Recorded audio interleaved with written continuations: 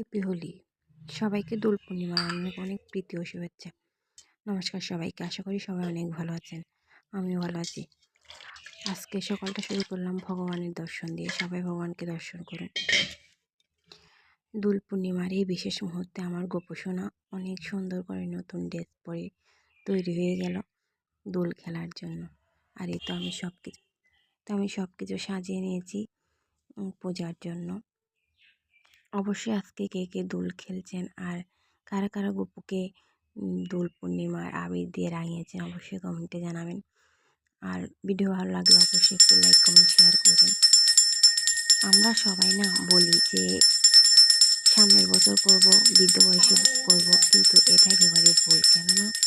কেননা আমরা হয়তো বৃদ্ধ বয়সে আমাদের রোগ শোকে দিন কাটবে, তখন আর পূজা করার সময় করি। অনেক সময় মন মানসিকতা তেমন থাকে না।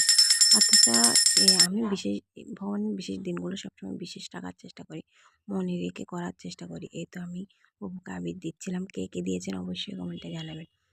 আর হচ্ছে কি আমরা বলি সামনের বছর করব, সামনের বছর আমি নাও থাকতে পারি। যখন আমি থাকবো না সামনের বছর, তখন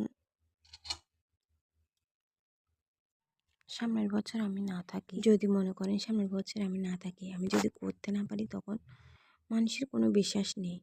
আর পৃথিবীতে হচ্ছে কি জানেন, এসব কাজ না করলে না একটা সময় আসবে যখন এগুলো মানে অনেক ভোগান্তিতে থাকবো। আর এছাড়াই তো আমার হাজবেন্ডও দিচ্ছে গপুকে আবার, ও আজকে অনেকক্ষণ বসেছিল গপুকে আবির দেওয়ার জন্য। এই তো আমি সবসময় চেষ্টা করি, একা একা করলে না কোনো কিছুই হয় না, পরিবার সবাইকে নিয়ে করতে হয়। তাই আর ও গপুর প্রতি অনেক দুর্বল, ও সবসময় করে। আজকে অনেকক্ষণ বসেছিল আবির দেওয়ার জন্য, প্রসাদ নেওয়ার জন্য, গপুকে স্নান করানোর জন্য। তো সবাই অবশ্যই এগুলো করবেন, কেননা জানি না ভগবান ছাড়া আর কারো কাছে মনের কথা বোঝানোর জায়গা নেই। সবাই অনেক ভালো থাকবেন। নমস্কার।